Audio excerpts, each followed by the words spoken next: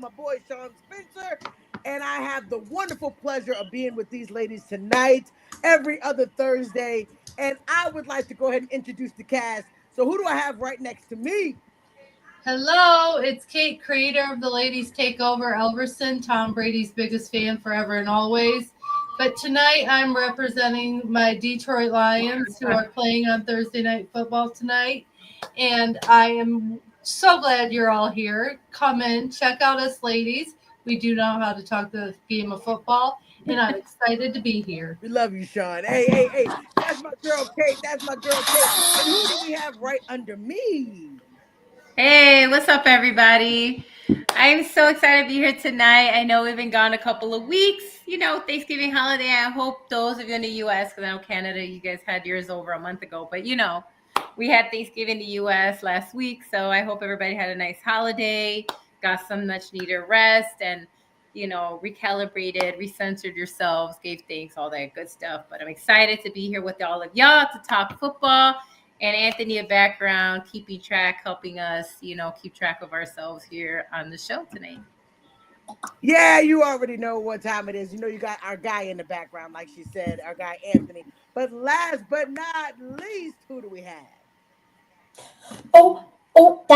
I think that's me reporting for duty, Nicole Oppenheimer. We are sitting on the bench as a Saints fan, but proudly supporting as a good hostess with the mostest. Janae, I'm happy to see you guys. Delilah, Kate, so happy. I'm happy to be here, and we're gonna have a good discussion. Art talks. That's what I'm talking about. I can feel it. Nicole. Hey, I am super excited. So let's get this thing started. Delilah, what do we got first? I know this game started, but it's still early. I heard it's close. What's the score? Who can give me the score right now? 10-3. 10-3 Lions? 10-3. Yep. Yes. All right, 10-3 Lions. All right. So Let's the end zone. Let's see how we're going to end up with the game. So that's what we're going to do first with our predictions, how this game will end tonight. Let's do it. Well, I mean, we can go ahead and get me and Kate out the way. We know. Yeah, I think that's the best way to go. We know who we're going for. Who's going to kick us off? What you got, Delilah, Kate? Delilah, what you think? Oh, I thought you guys were going to kick us off. We're going to you first. We're already saying it. Oh, but no scores. Okay, I get it. You're not even going to give us a score. All right, that's cool. That's cool. All right. I guess that's our answers. One Cowboy and one Lions, obviously. I can't do a score. I don't know about Kate, but I can't do a score because honestly, I just don't know. I got you. Anxious. I don't even care what the score is as long as this team is on. It's a win. I get it. Care less. All right. Delilah, sorry, what you Nicole, think? Go ahead. Oh, it's me? Okay. Yeah, you. Pressure. Well, for selfish reasons, I'm rooting for the Cowboys tonight. For selfish reasons. Oh, but I love you, Kate, and I don't even hate Detroit like that. FYI, it just has to do with the I mean, but people want to know why. Can you give us the reason? Because obviously we're in the same division. I'm a Bears fan. The Bears are in the same division as Detroit. It's a tough division. My God, NFC North. They got some heavy hitters in the North. They have some heavy hitters in the North for sure. So you are going for Dallas. That's what I'm talking about. All right, Nicole, give it to us. What you got for this game?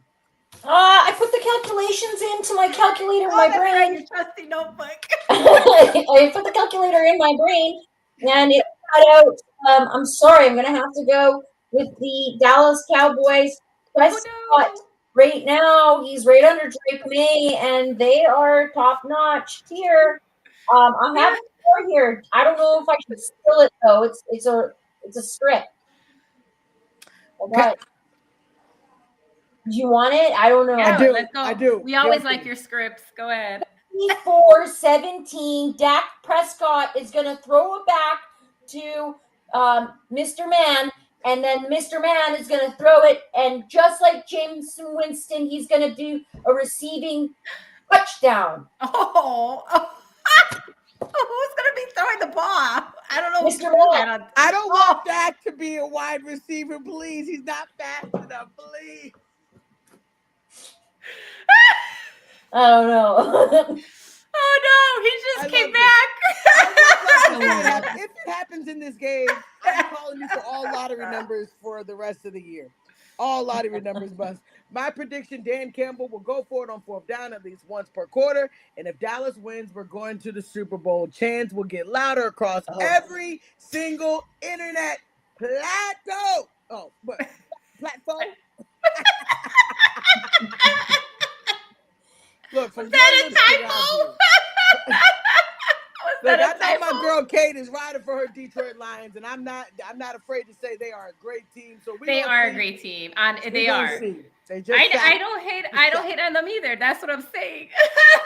Nobody does. Nobody does. I mean, we watched the Lions get to this phase. Your boy.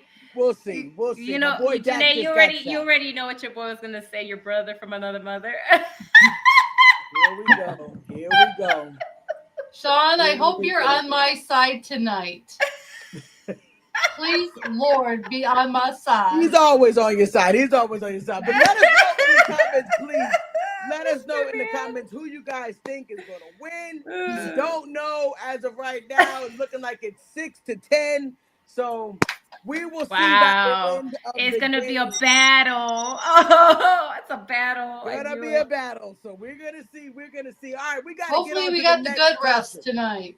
Oh yeah, we're not the Chiefs. We're not the Chiefs. All right, so we got to get on to the next topic. Delilah, what do we got? All right. The drama! Guys, this show right here is genuine because we're going to really talk about it. We're going to give you the nitty-gritty of what we're thinking. We want you guys to chime in because it actually is some drama. Guys, it's only week 5. Only 5 games have been played. But guess what? A coach has been fired.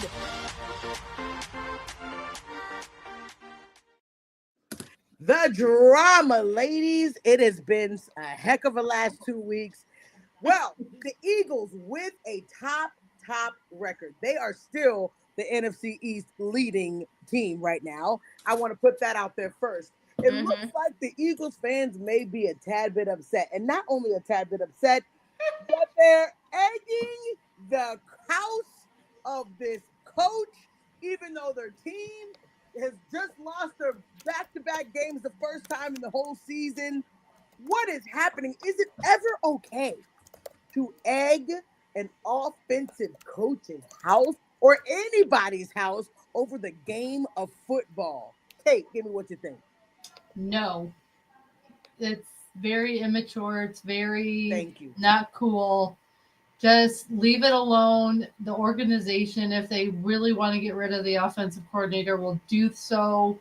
If they don't think he's doing a good job, trust me, he feels enough pressure as it is and what his position is and what's going on in the Eagles. Yeah, the Eagles have been lackluster, even though they're still leading the East and still in the playoff hunt.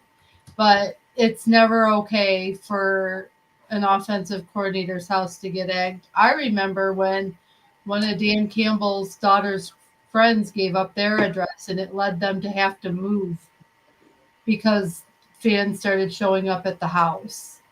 So just leave these coaches and their families and everything alone and just be mature adults about things. And thank you. Just don't do stuff like that, stupid stuff. It's not worth it. I know what you wanted to say, and I agree. Yeah. You heard the words coming. I know what you wanted to say, and I agree. It was just dumb. Dumb and idiotic, and grow up. You're adults. Be one. Thank you. I absolutely agree with you, Kate. Just doesn't make any sense. We are all diehard fans of each of our teams. I would never in my life do that to anybody. Don't care if these are people who have families, who have, you don't do that to somebody. It's degrading. Delilah, what do you think about that?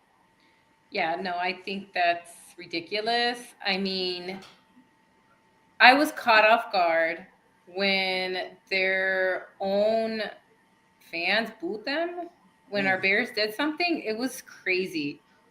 I was like, and it was early too, so it wasn't like we were like running away with it yet. And I thought that was insane. I was like, I've never seen anything like that before.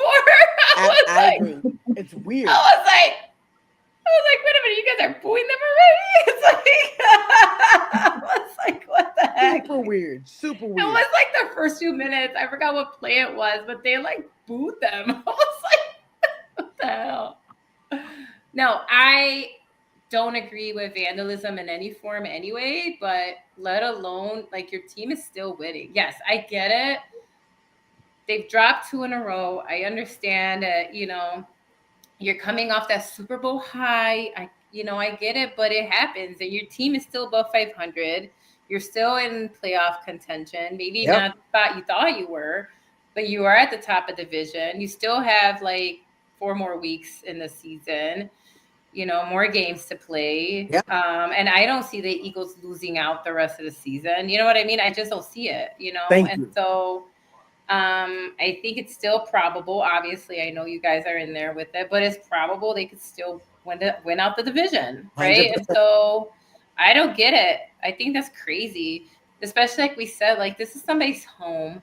Yep. I know we get heated. We've talked about this before where things happen, you get heated in the game, but to actually go to somebody's house and like egg their stuff and their family's living there, and I just think it's awful. So I don't agree with that at all. I think, man, and I don't know, Philly, you as a fan base, because it's not just football. I've seen what you did when y'all won your like hockey, in the Stanley Cup. I've seen every single like championship team in your city that's won something, and you blow up your whole city even when you win. It's crazy. I've never seen anything like it before. I'm just saying. I've never seen nothing like it before. Because when you win, you trash your town. So I don't know. But anyway, no, I'm used to that from MSU. MSU trashes their town every time something happens. Yeah, but anyway, no, obviously I don't agree. I think that's awful. And I'm glad that it wasn't worse, that at least it was just an egging. But as, Kate said, sometimes it goes too far where now lives are being threatened. And I just think at the end of the day, it's a football game. These are people's jobs, just like you and me. I know it's a little different. It looks flashier, but this is just their day job. Like, sometimes you miss use stuff, but like, God. Relax. It's true. I agree. Nicole, what you think? I'm just saying, with egg prices these days, how could you afford to throw those eggs away and not put them in something kind to make them with? Like, oh my God, 1,000%. You're so right. Throw maybe something lighter. But still no, good sirs. How cool does it have to be so angry to do that? Oh my God, you ain't wrong. But my thing was egg prices these days. Why would you do that? Seems like we got some incompetent fans. I agree. Hey, we got Jason Swade. He said, by the way, Dan Campbell was my favorite tight end back in the day. He was a beast. Hey, and he is a Cowboy fan. Shout out to Jason. Let's go. All right, so we got to move on to the next topic, which is actually pretty crazy. Deshaun Watson, y'all. We have not heard about this guy. He's been injured for God knows how long. He's making $230 million. He's just reaping the benefits of all the money and no playing, because clearly when he was playing, he was always injured. He is back on the practice field. They have announced that he is actually on the practice field and practicing. Do you guys think that Deshaun Watson should even play ever again with the Cleveland Browns? Nicole, I'm going to start with you. I'm trying to think that right now they have Winston Jameson, right? Doing back. Shador. Okay, yes, yeah. Yeah, he should get back out on the field. It's always good to have a good comeback win, especially if you're an athlete and battling, your injuries to get back in there.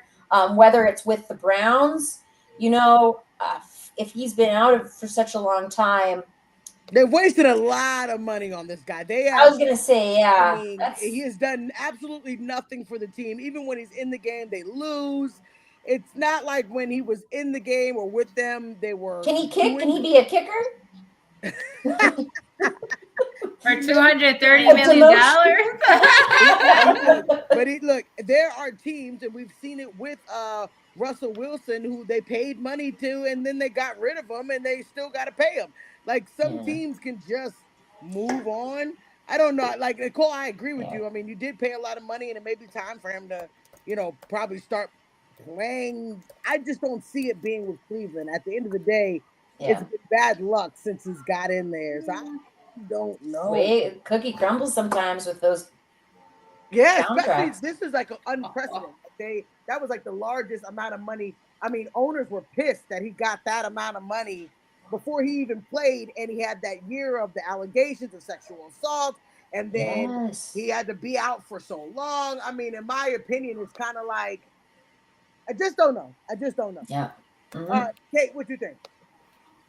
Well, we got to remember all 230 million of that is guaranteed money.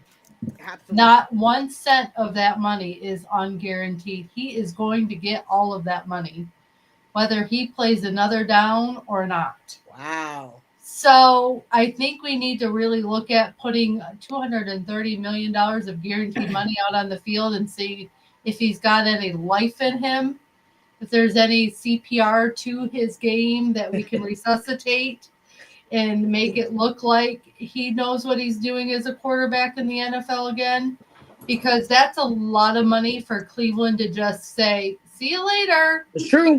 It's guaranteed. That's $230 million of guaranteed money that they have paid this man. Jeez. And that is a lot of money to just say, I'm never going to try to put him on the field ever again and see if he can play. So they have to at least give him a chance to get out there and see if he can resuscitate his career and maybe make some sort of effort in Cleveland. Because right now, Shedeur Sanders hasn't been playing so hot. They're not sure about him. Dylan Gabriel, their number one. To be fair, they've treated him kind of, you know what I mean? But I get it. It's the business of football. Yeah. Unfortunately, he fell to the business of football and the politics of football.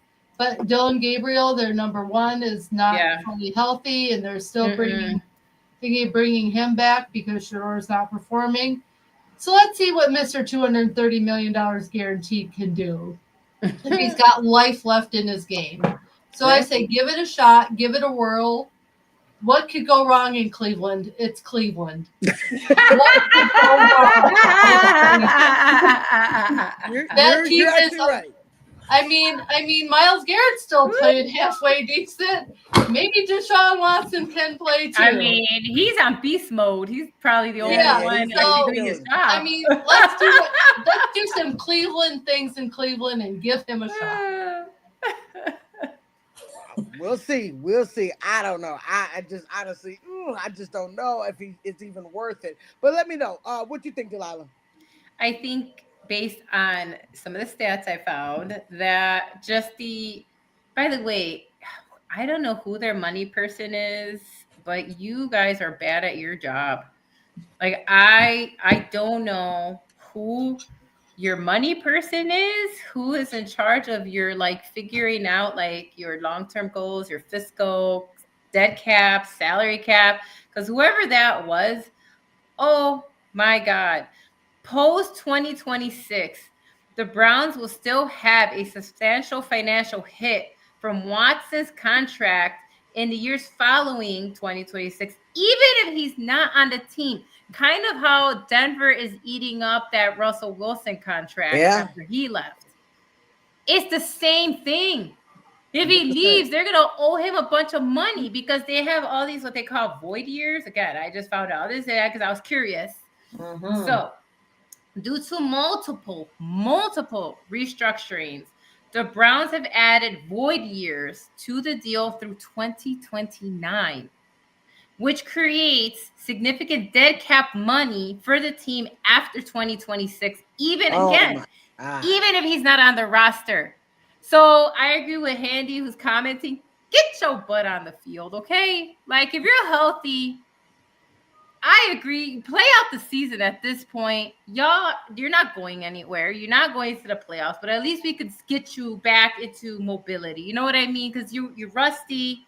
You haven't played in a while. I think this is good for him to connect with the guys again. You know what I mean? I feel like this is like his practice. This is your practice time to get that, rust out. See if you're still vibing with your guys, seeing if you're still still got that arm, you know what I mean? Are you still mobile? So for me, I leave the two young men, sit in the background, let Dylan heal up. This is your number one guy right now that you pick. Let him get healthy. Shador still needs to learn, and you guys just learned that you should prepare all your backups. My God, what is wrong with you, Browns? And so let the Dylan get healthy and give Shador what he deserves, which is the practice that he deserves. He deserves that. 100%. You picked him. He went there. Now it's your job to coach him and train him so he can be your backup, and then pay the man that you created an insane contract with. I agree. Put him out there if he's healthy to play out. Like, just put him out there and see what happens. Because at this point, I agree. I absolutely agree. It's just such a weird, interesting conversation that we all know is just I mean, it's all about that money. The Benjamins, and Kate mentioned it, that money is very important. So I just don't know. But we got to move on to our last one. Man, Mike Tomlin. We all like Mike Tomlin. He's a great coach, a great coach for a very long time. But I have to ask you ladies something, because I feel like there is some type of we don't do this for other players, but coaches, but we do this for Mike Tomlin. Is just having a winning record okay? Like, is just barely making it okay, right? They were calling for Mike McCarthy's job immediately because Dak couldn't get past the first round. Immediately, with 12-5 season, not just a winning record, not just 9-8, whatever you can do to get by to just have a winning record. People's jobs, all coaches. Mike Tomlin is the only one that's been given grace for all of these years. We have watched Mike Tomlin year after year. He deserves all the accolades. He's a great coach. Not saying that, but I just feel like it may be time for Mike Tomlin and the Steelers after this season to just hang it up. What do you guys think? Oh, I think it's time for them to move on. When you look at the last time they won a Super Bowl and everything, and where Pittsburgh's going in the AFC North, I think it's time for them to move on. Yeah. I do. I think it's time for fresh blood, fresh ideas, new concepts in Pittsburgh. So we will see what happens, but I think it's time.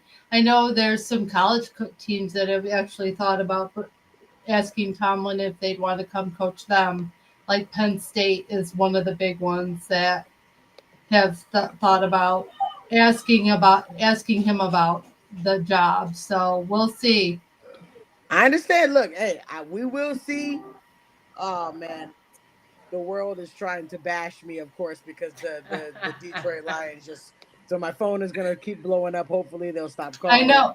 I saw the touchdown and you see me go like this. I gotta send some messages. Hey guys, I know I'm losing. All right, so yeah, I do agree, Kate. It's been a long time, man. It's just been a long time, and it could be something fresh. I'm not saying that he should not have a career somewhere else. Yeah, no, I agree. I'm just saying it's getting stale. Delilah, what you think? Yeah, I said this last year, actually. I thought it was time for him to move on to greener pastures. We know there are other teams that fired like multiple head coaches that need his style of coaching, because something that he does. I want us to think about the type of personality that Aaron Rodgers is. Let's take him for one. Okay. And the reason I say this is because every other team he has been to, he has been such a outside of football, like just such a, we know that, right? Blah, blah, blah, blah, blah.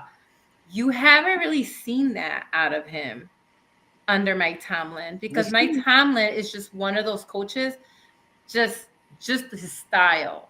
And there's some of these are some of these teams that need that guy that is like, isn't yelling or cursing, but you respect him because he knows what he's doing. He knows what he's saying, right? He knows how to win, right? And so he demands that respect. Do you know what I mean? Like, and so, and the thing with Pittsburgh is they have a long history of doing this where they don't like to fire coaches. They don't. Like, before him, they had that coach for also like 10 or so. It was crazy. Yeah, like before Mike Collar. That's so like they're known for keeping their coaches for a very long time. But I do think it's time for them to try something new. It might turn their team around with new, fresh ideas, and it will give Mike Tomlin a chance to go further. Yes, with another team, because we've seen it happen before, where just coaches just need a change, something new, and it clicks, and they go. You know what I mean? And so, I think it's time for both of them to part ways. They'll part ways in good terms, in my opinion, right? And so I think it is time for both of them to find greener pastures. Absolutely. I mean, I agree. Nicole, what do you think? Well, apparently, since Billy, Mr. Check, had a long streak, that now he's like the longest active guy, and he did do some stuff back early in his career. So we're going to take this in a 3-part medicine series. Tomlin, if you're here, listen up. I got something for you, okay? Number 1, you're going to go and you're going to give them an ultimatum, okay? And be strong with your ultimatum. And then what you're going to do is you're going to come up to Canada and you're going to do some off-the-field coaching with our non-NFL to give you some fresh perspective, but then take back onto the field and then keep on going so that you can retire as a loyal Pittsburghian. That's true. Getting those benefits in retirement. I'm going to go to CFL. I like just this. for a little bit. Give fresh new perspective. I like this. I mean, hey, it'll go crazy. It'll go crazy out there. It seems like he's the guy that maybe he might Sean. be well rooted in Pittsburgh. And sometimes, if you're loyal to the soil, that might just be he loved the place, Loyal to the soil. I like that. I'm that. Loyal to the soil. I like that you have your notebook back. I miss your notebook. You always produce this great stuff out of that. I'm telling you, if he listens to Mrs. Dr. Nicole. There we go. Dr. Nicole will take it. We will take it. Listen to her. All right, guys, we got to move on to the next subject. Thank you guys for tuning in for the drama. But Delilah, what do we got? All right, we're ready for one of our favorite segments that our founder, right, our creator started, and that's a good topic. I think everybody will have a good time talking about what she's going to bring to the table with her segment. So there's a lot of talk, but the breakdown is those are my top 5. It matches up with CBS, not in the right order. But there we have it, ladies. There's my early front runner. MVP the NFL based on the numbers. What do you think? Let's go. Our girl Kate is going to tell us who is loyal to the soil. Let's go. All right, ladies and gentlemen, the breakdown is this. We talked about the early MVP race, but things have gotten a little different since that week 4 or 5 when I gave you the first rankings. Right now, there's a young buck in New England that is leading the MVP race right now, and that is Mr. Drake May of your New England Patriots. He's a second-year quarterback in the league with a first-year coach, and they're doing really, really, really well. New England's won 10 out of their last games. Drake May's got 3,412 passing yards, 23 touchdowns, 6 interceptions, and 111.9 QBR passer rating. So he's doing really well, followed by our former quarterback in Detroit, Currently, it's Matthew Stafford of the LA Rams. He's second in the hunt right now for the MVP with 3,073 yards, 32 touchdowns, 4 INTs, and 111.7 QBR passer rating. And then here's where it gets a little interesting because they're still considering Jordan Love in this hunt for the MVP. And that is really interesting to me. I mean, the Green Bay Packers have done fairly well, but I would not have put him in there. But currently, he's got 2,794 yards, 19 touchdowns, 3 INTs, and 104.3 passer rating. And then followed by that is a man playing in tonight's game, Mr. As Ash Swinton used to always say, Dakota Rain Prescott. And he is fourth in the hunt for the MVP right now with 3,261 yards passing, 25 touchdowns, 8 INTs, and 102.4 passer rating. Followed by another one of Janae's favorite men, the massive piece of magic that is Mr. Josh Allen. Yes, even as tough as it's been for the Buffalo Bills, they're still talking about Mr. Allen in the MVP hunt. He's got 2,832 yards passing, 19 touchdowns, 10 NITs, and a 99.8 passer rating. And I put in a few dark horses that I feel deserve to be in this hunt because of being a former MVP and still leading his Philadelphia Eagles. Jalen Hurts right now has 2,514 yards passing, 19 tutties, 2 NITs, and 103.9 passer rating. And then I put also in here because he's been in the mix and been talked about a lot as well as he's leading the Seattle Seahawks. I put in Sam Darnold because I think the Seahawks deserve to still be talked about and how well they're doing. So you see this little redheaded love of Sam Darnold seems to go to any team and kiss a pig and make it look pretty. So we're good. He's got Facts. 913 yards. I love that saying. 19 TDs, 10 interceptions, and 103.1 QBR passer rating. And for a little education for anyone who doesn't know, when we're talking about passer rating, it's a statistic used to evaluate a quarterback's passing performance based on a formula that includes their completion percentage, passing yards per attempt, touchdowns per attempt, and interceptions per attempt. So if you're ever wondering where that QBR passer rating comes from, that's a little education piece from you. That's what they take when they're formulating that percentage per game, per season. Teach him, Kate. Teach him. So if you've ever wondered, what is a passer rating and what formulates that? That is it. So a little education piece for you ladies tonight. That was cool. So I figured I let you guys know how people get into the playoffs. So I thought I'd let you know what formulates the QBR passer rating for a quarterback. And did I notice it's all quarterbacks leading this MVP race? We don't have any cute little receivers in there or running backs. Although you could put like a ton of players. You could put a Jackson Smith, the Jigba of Seattle up there. He's got an incredible season going on. You could still put like a Jonathan Taylor from Indianapolis in there. He's doing really well as a running back. So there are players you could put in, but they just don't do that. So moving on to the playoff hunt, and I will try to get through this pretty quickly. I'm going to compare my notes from week 7 when I originally went through this. Number 1 in the AFC in week 13 is New England.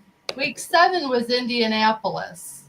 So we've had a dramatic shift in what goes on in this playoff hunt. We have number 2 being the Denver Broncos going against number 7 Buffalo Bills. Moving on, we have a number 3 Jacksonville Jaguars in the AFC in the playoff hunt right now, going against the number 6 now Indianapolis Colts. Remember, 6 weeks ago, they were number 1. How the tides have shifted in the playoff hunt. Going on, we got number 4 Baltimore going against the Los Angeles Chargers. So that's right now your playoff hunt for the AFC. There are some teams that have shifted in that hunt. As to their position based on week 7, Jacksonville in week 7 was a number 7. Right now they're a number 3. So how you play does matter in the playoffs. Right now in the NFC, drum roll, number 1, the Chicago Bears. The NFC, in Ben Johnson you trust. And so good for you, Delilah. Your Bears. Your Bears. We've been so Let's crazy. go. Let's go. They were not even in the hunt 6 weeks ago. No. No, we really weren't. With the number 2 team being the Los Angeles Rams versus the San Francisco 49ers. Wow. I hope they do meet in the playoffs. That would be crazy. Yeah. So, and then would be. Bumping down, we had the number 1 team in the NFC being the Green Bay Packers in week 7. Now, and they've moved down because they're at number 6 playing the number 3 Philadelphia Eagles. And then we have Nicole, I'm sorry to say this name, the Tampa Bay Buccaneers, because they are leading the NFC North right now. They would play the NFC West Seattle Seahawks because they're leading that division as of right now. So right now, that is your playoff hunt, ladies. It's a big shakeup from week 7 where we had the Steelers, speaking of Mike Tomlin, were in the playoff hunt at week 7. They have dropped out. We have the Detroit Lions who are playing tonight that have dropped out. So, and the Bears have been added. So it's amazing how it's shaken up since week 7. Go Delilah and your Bears. Crazy. I mean, I'm intrigued by those that are in the hunt. You know, that's like this is coming down to the wire, and it's because honestly, the teams, at least in the NFC, I'm excited because we have Detroit, we have Dallas, but we also have Carolina Panthers. Yeah, Sean's other team. I'm so happy for Bryce Young. You should be so proud. Me too. The crap that they kid beat got. good Oh teams. They're not like You're right. I mean, they're making a comeback. They've been given some CPR and they're coming back. The resuscitation is working. But I'm very happy. It's because of them that we're number 1 too. So thank you, Carolina, for continuing to gift us. Because I don't know if you know, but we robbed them of like multiple first-round picks, which is the team we have now. Because of that. But I do love that the Panthers are up there now. Honestly, we love a comeback story. Yes. You know that we love a comeback story. You knew he was gonna say something. They beat other teams too, Sean. Oh, that was hilarious. He always has to have his jabs. It's exciting. I'm excited about the playoff. Honestly, I want to see how this. It's exciting to see the different teams. Honestly, I like seeing different names on both conferences. Oh yeah, I like the shakeup. I like when that happens. But anyway, I do too. I'm excited. The last thing I have to cover for you, ladies and gentlemen, right now here is the Vegas odds on who should win the Super Bowl right now, and it's crazy these Vegas odds because I don't understand them because there's teams that are in the playoffs right now that are not in the Vegas odds of winning the Super Bowl. Oh, wow. Number 1 team Vegas has winning the Super Bowl right now are the Los Angeles Rams. Okay, I could kind of see it. They feel that Matthew Stafford, with what they've got going on with Sean McVay in LA, have a chance of winning the Super Bowl. And Puka's healthy this season. Followed by the Seattle Seahawks. They called them the dark horse of the NFC to win the Super Bowl. Oh, wow. Followed by another NFC team, the Green Bay Packers. Followed by the Philadelphia Eagles. Wow, they dropped. This is their top 11. Wow. Buffalo is number 5 to win. They really want people to lose. No, I'm kidding. And then number 6 is Denver. Okay. Number 7 is New England. Number 8 is Indianapolis. Okay. Number 9 is Baltimore. And then, of course, they had to give some love to the cheaters of the AFC, the Kansas City Chiefs, with their refs helping them lead the way. Followed by the last team they have is Detroit. So, like, no Chicago Bears. No, I'm not surprised. None of these teams that have playoff hopes, some of them are not in there, both from the AFC and the NFC. But Sean, you're totally right. Puka Nacua, they have and Devontae, they have a great receiving core in LA. And Matthew Stafford has played a very great season. He has. Wasn't a huge fan of him in Detroit. I will be honest. I was glad to see him and the wife go. And I was happy for the fresh blood of Jared Goff, but he's doing very, very, very, very well and staying very healthy for the first time in a long time in his career. So there's your Vegas odds. There's your playoff hunt. There's your MVP race. There's the breakdown. Bye.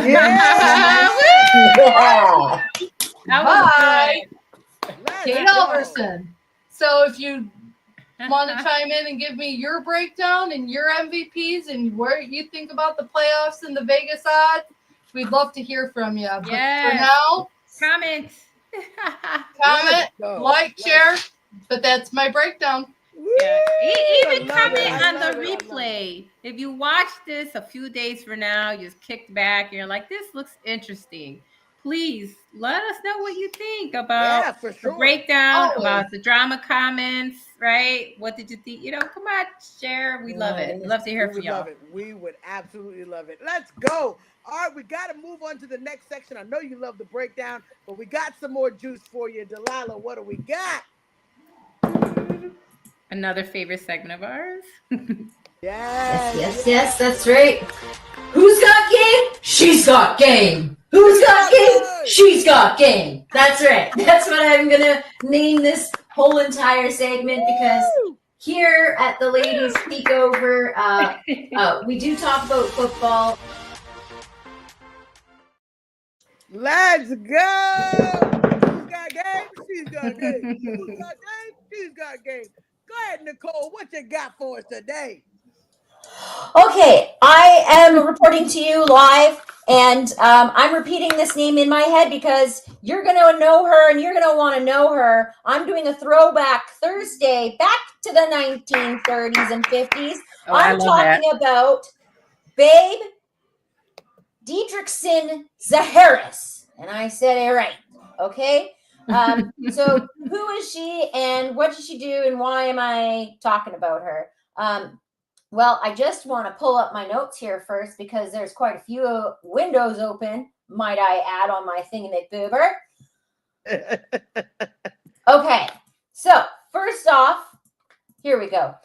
She is basically back in the 1930s, 1932, even before that, she was really athletic and she did a lot of track and field sports, front runner in all of the athleticisms in the track and field events. So she gets her nickname Babe from Babe Ruth because she used to always do home runs while she was hitting as a kid.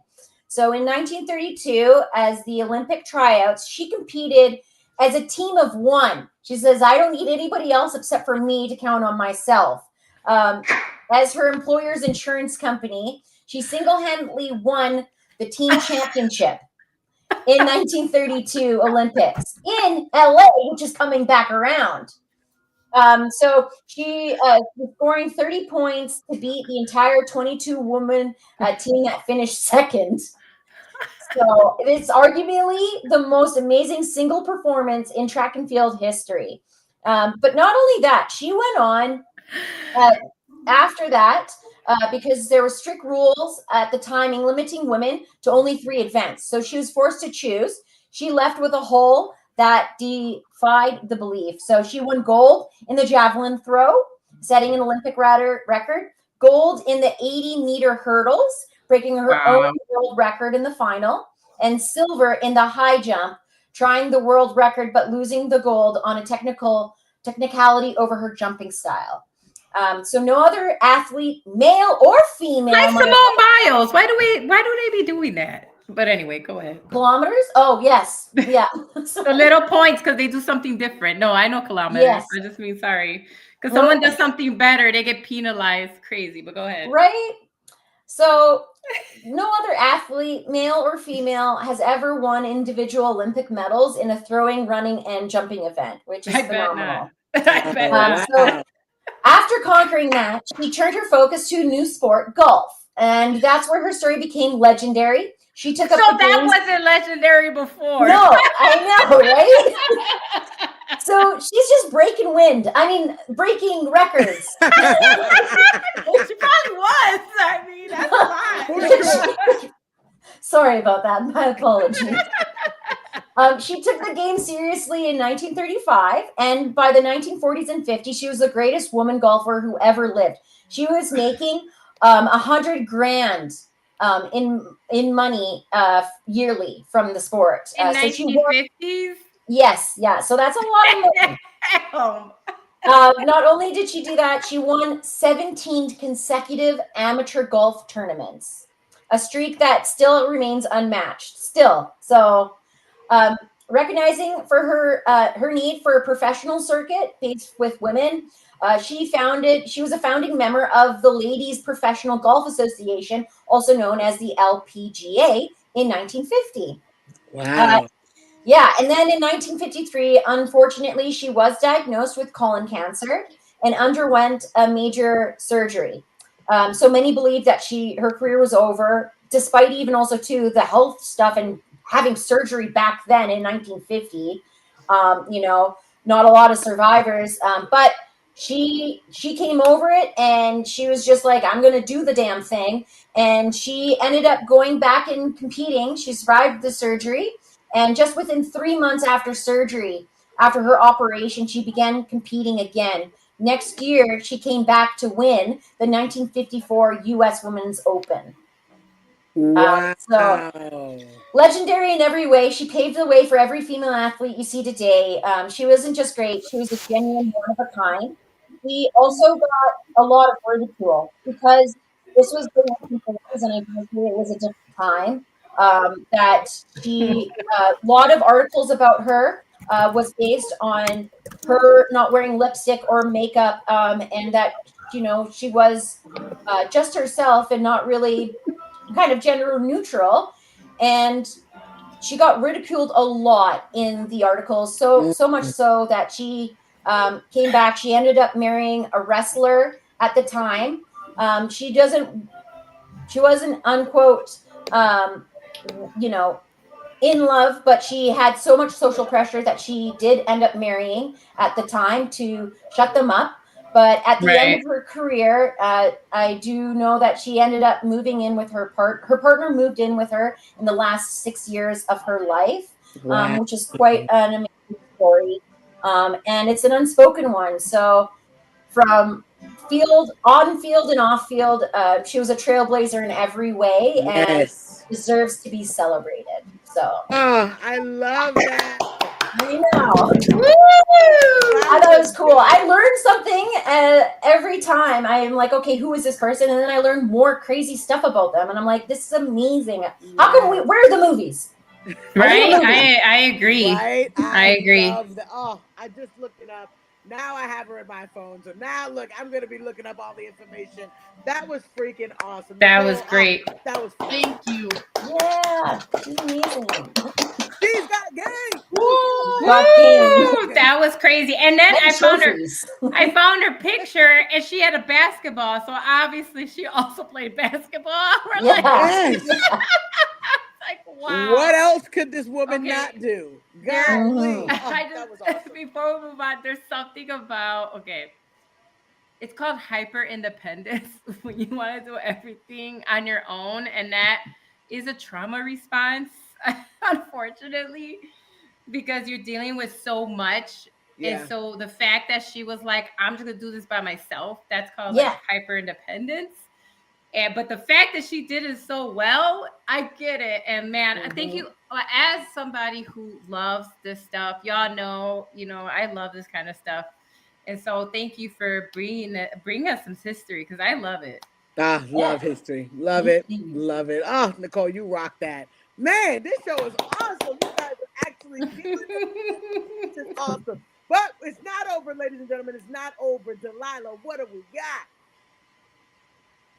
Our brand new segment, which is super fun. I can't wait for you to fire these questions at us. We got a yes or no rapid fire. This is our time that we get to ask questions. It's a yes or no. We want you guys to chime in with us.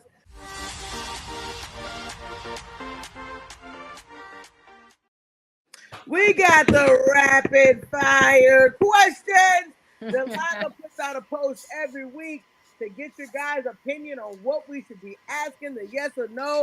Delilah, what did we get this week?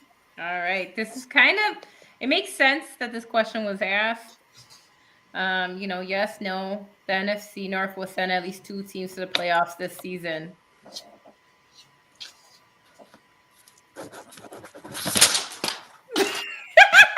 Okay, yes. I guess both of our doctors got their yeses. Yes.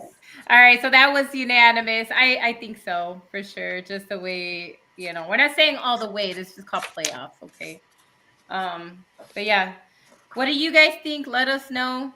Yes, rapid fire. I like it. All right, next. The 1-11. This is and I get it why it's split, because it's a good question. Yeah. The 1-11 Titans will get at least one more win before the end of the regular season, or will they just tank the rest of the season? So it's kind of yes, no, but also I say no. No to the win. Yes to stars. Yeah, they're gonna want to go after the number 1 pick in the draft if they can. Yeah, I agree. Yes. You might as well tank your season and go for the number 1. I agree.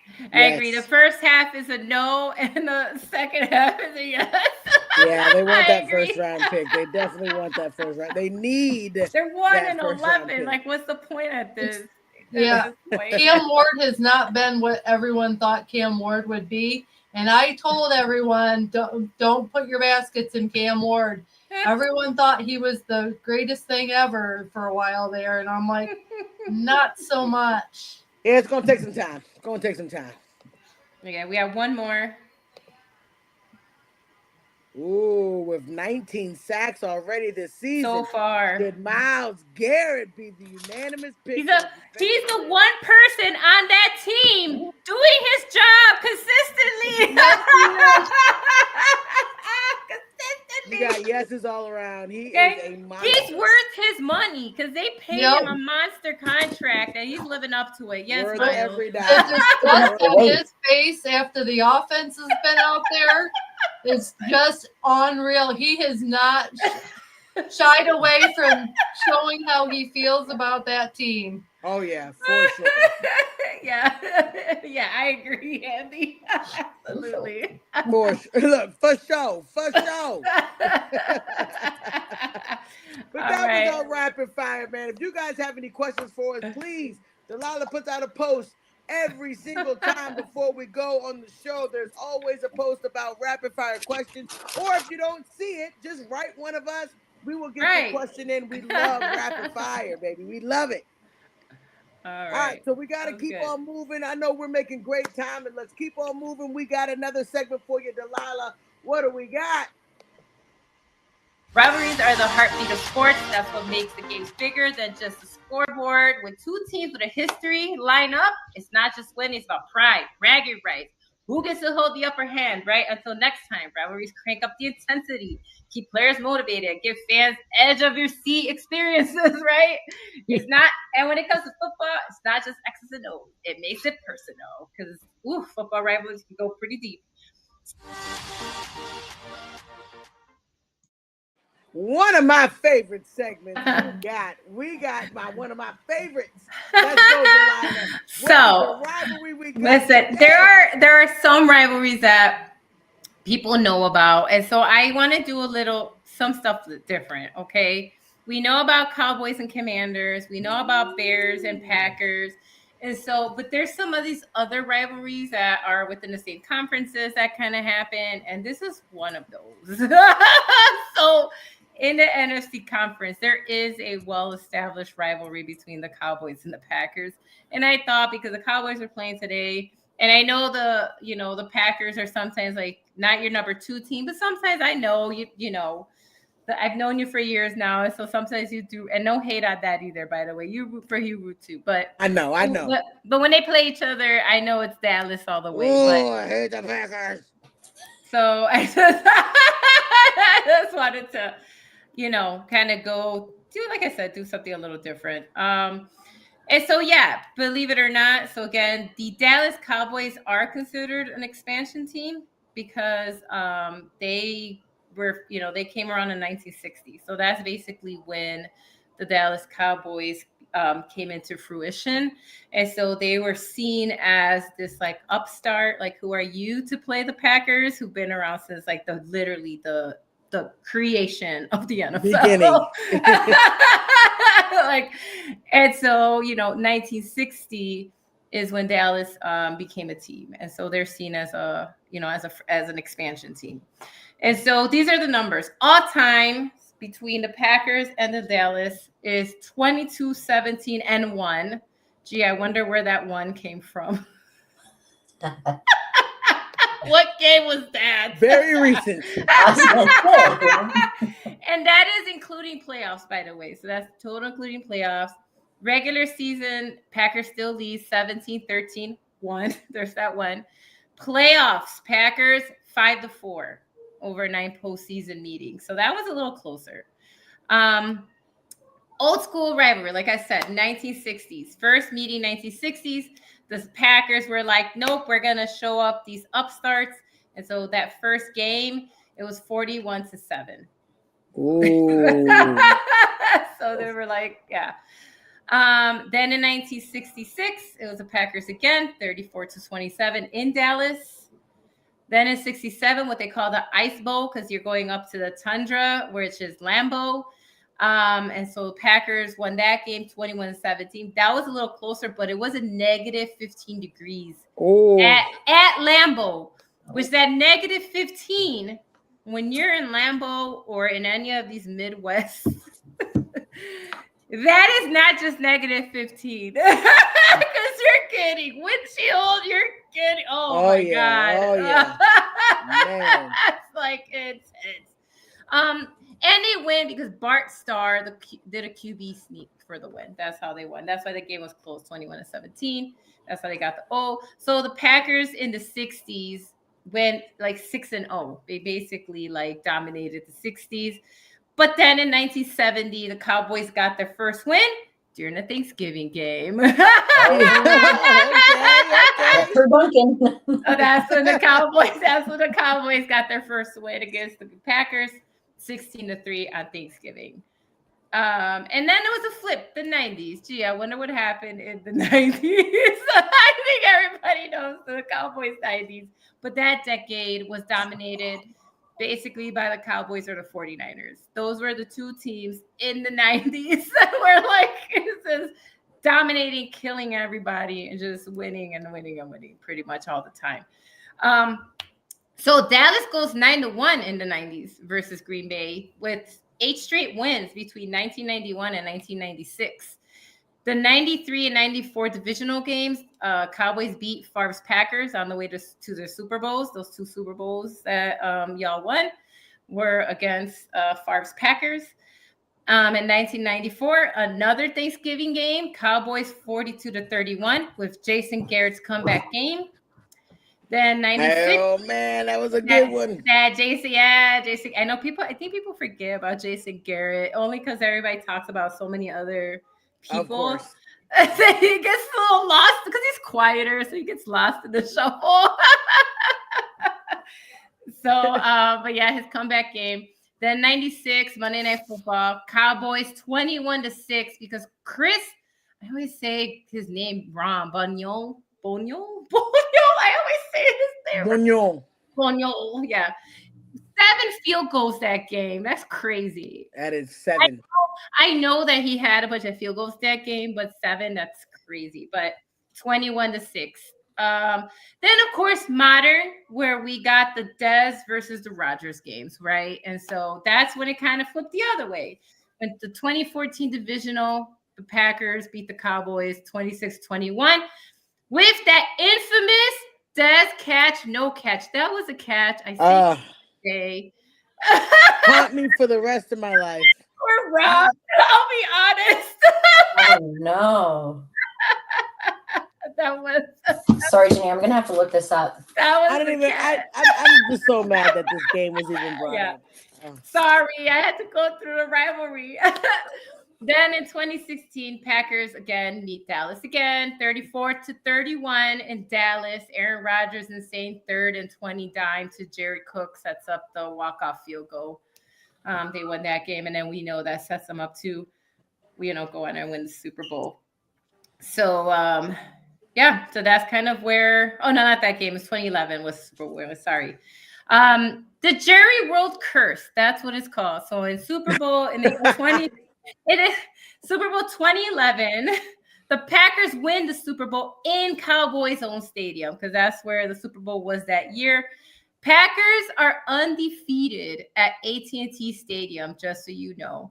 And then you're adding that OT 40-40 tie that just happened this season.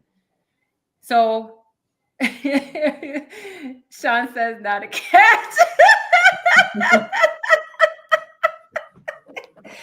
But yeah, so apparently Aaron Rodgers or the Packers, they've never lost in Jerry's like state-of-the-art like fancy stadium. Even in the Super Bowl. And that score, by the way, that 40-40, it's one of the highest scoring football games, right? Because you total it's 80 points, right? So it was a crazy monster game. I mean, Jordan Love, 31 out of 43, had 337 yards with 3 touchdowns. And Dak had 31 for 40, 319 yards that tie game, 3 pass touchdowns, and 1 rushing touchdown. And so that's where that Packers in Dallas, right? How do you feel about the Packers now, Janae? I hate them forever.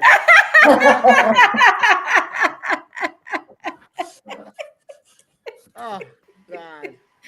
Oh, man. But like I said, it's one of those things that people don't think about, that there really is, when they play each other, there is a heated rivalry between Dallas and the Packers. And it's storied. It goes back to the 60s. So there you have it. That is your rivalry game.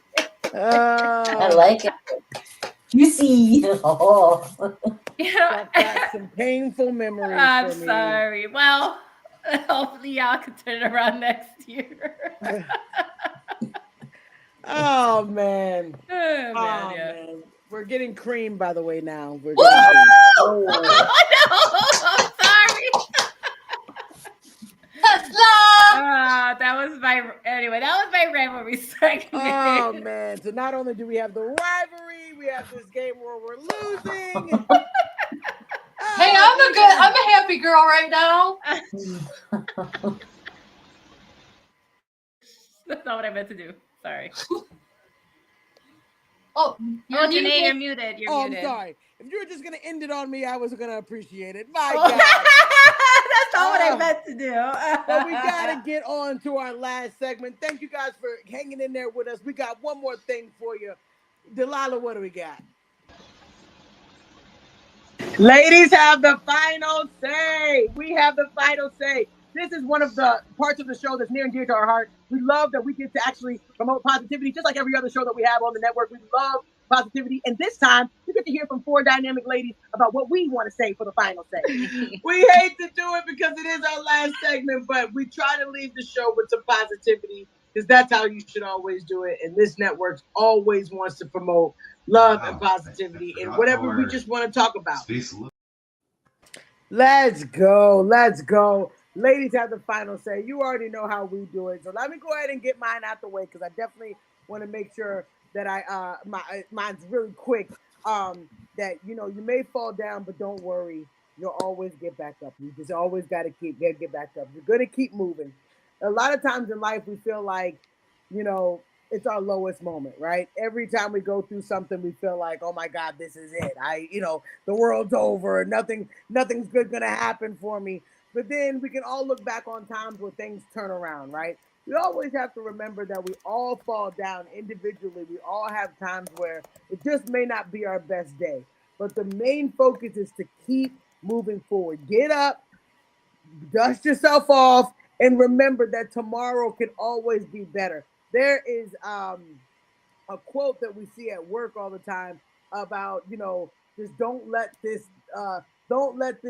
think that this day is going to be the ending result, right? We work for the future. We work for what could happen, right? And I feel like that's how we need to think about life. We have to think about what could happen. Yes, this moment may be bad, but we never know what's going to happen in the next hour or the next day or the next week or the year. We could have a bad time. Everybody goes through it. We have ups and downs and all around, but we have to remember our main goal: get back up, dust yourself off, and remember tomorrow can be better. And that is my ladies have the final say. I love that. All right, Nicole, what you got for us? You always got something good. Well, I'm not going to remind you to do your taxes or anything like that. I just wanted to say, with it being Christmas and stuff like that, be a kind shopper. A lot of us are, tight on money, be understandable. Maybe instead of, you can make gifts. Gifts are great if you make them. They're actually kind of hit a little bit more harder and sentimental. Cherish your loved ones and be respectful of those people maybe not celebrating the holiday due to, some other issues of maybe family loss or whatever. Just everyone, do their own. And I know it's a busy time, but we got to make time for ourselves too. So get yourself in that spa and put yourself, light that candle, put the incense on, and Clock it. Do something. Yeah. Clock it. I love it. So that's all I have to say is just be understanding. The holidays are tough. I absolutely love that. During this time, you're right. You never know what somebody's going through. So give grace, be nice. It is that time of year. So I agree. Delilah, what you got for us? So since this is a ladies show, sometimes I like to, especially now with Nicole sharing, such a trailblazer. One of women in history that I always admired was Eleanor Roosevelt.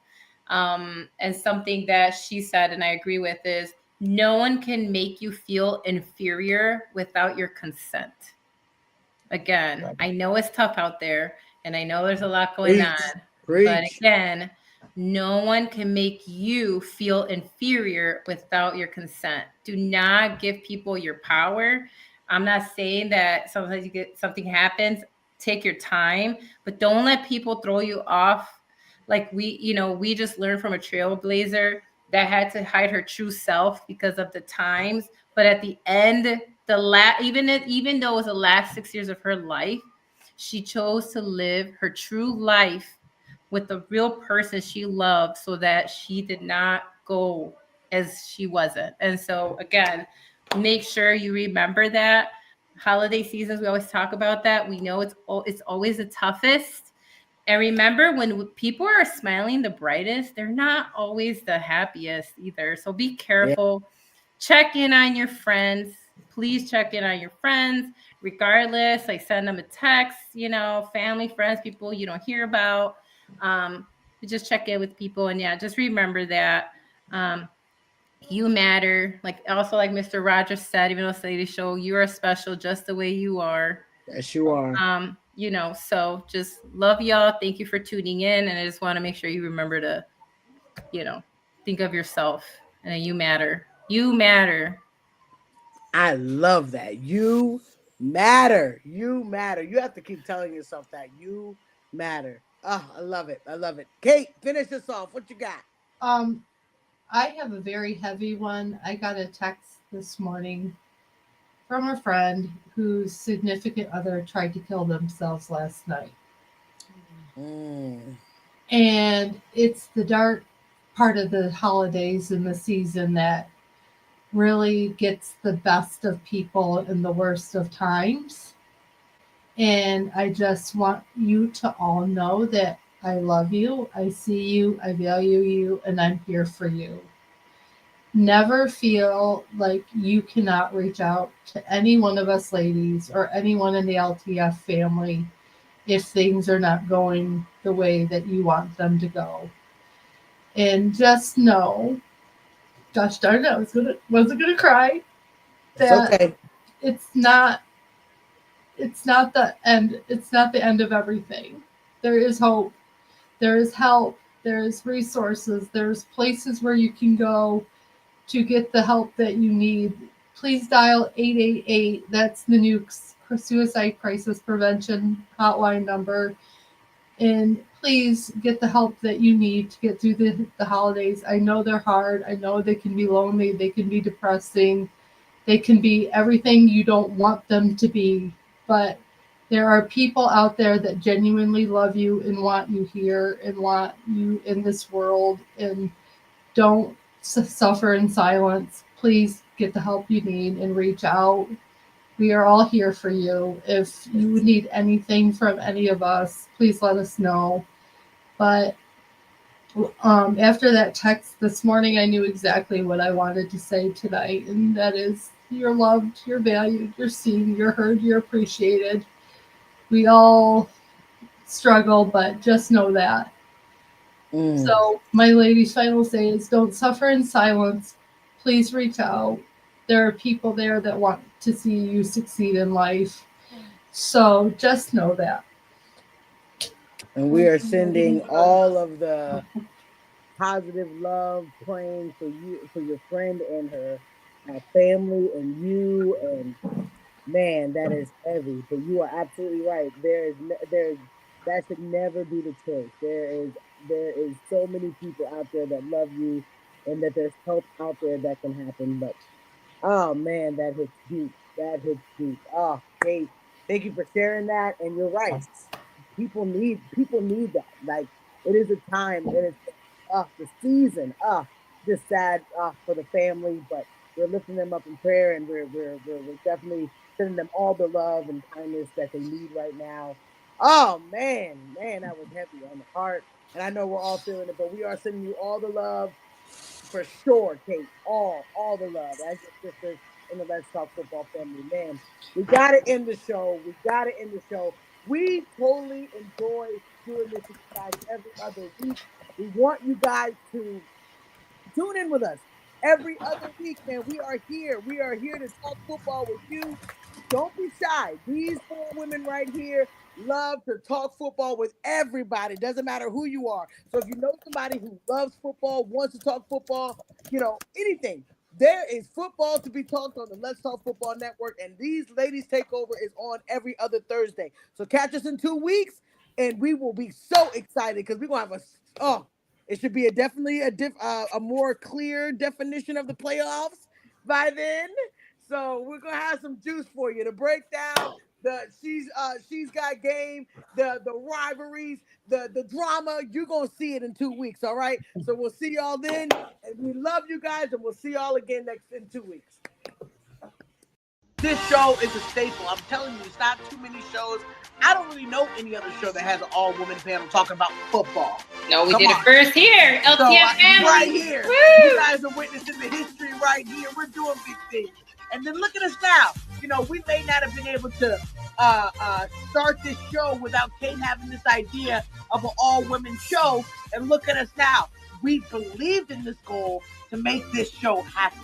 So I'm excited to be here with you ladies and to promote positivity and love, because that's what I talk about it with Sean all the time. This is what this show is all about. This is what all the Let's Talk Football shows are about, is positivity and love.